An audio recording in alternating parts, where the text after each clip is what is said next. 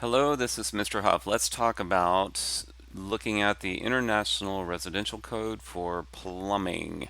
So we're in Chapter 30, and this is about sanitary drainage. The tables we're interested in are for drainage fixture units.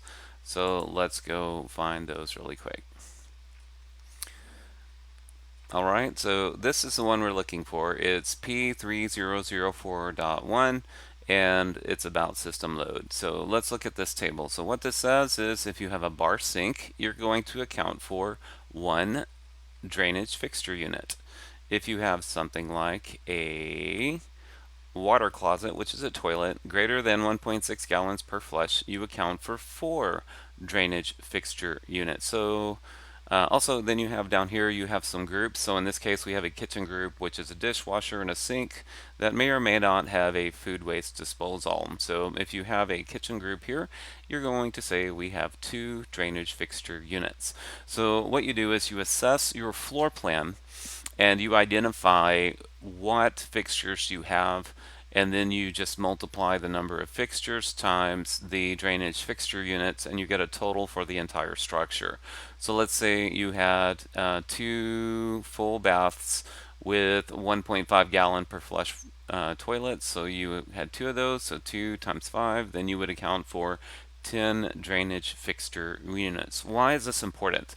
It's important so that you can understand the expected drainage from the house and then how to adjust the drain slope going out from the structure. So the next one we're going to need is this table.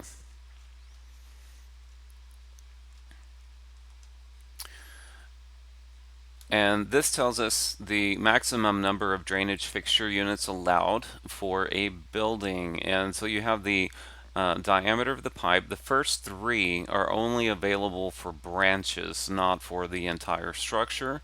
So they're kind of isolated there. So really you're going to see 3 and 4-inch drain systems. That's what we're going to focus on.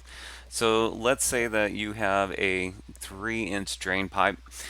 If you have 36 or less drainage fixture units, you can use a slope per foot of 1/8 of an inch. So it's fairly shallow.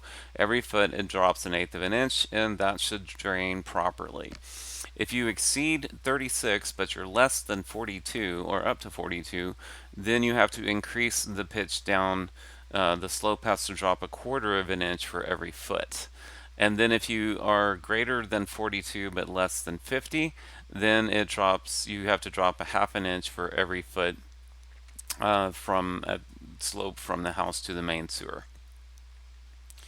So if you're over 50, you can't use 3-inch pipe. You have to jump up to 4-inch. 4-inch accommodates a lot more drainage fixture units, and this is normally what you would see in a commercial development or in a multi-family unit. So that's a real quick overview of how to assess the slope you need and how to find the total DFU value for a structure. I hope you find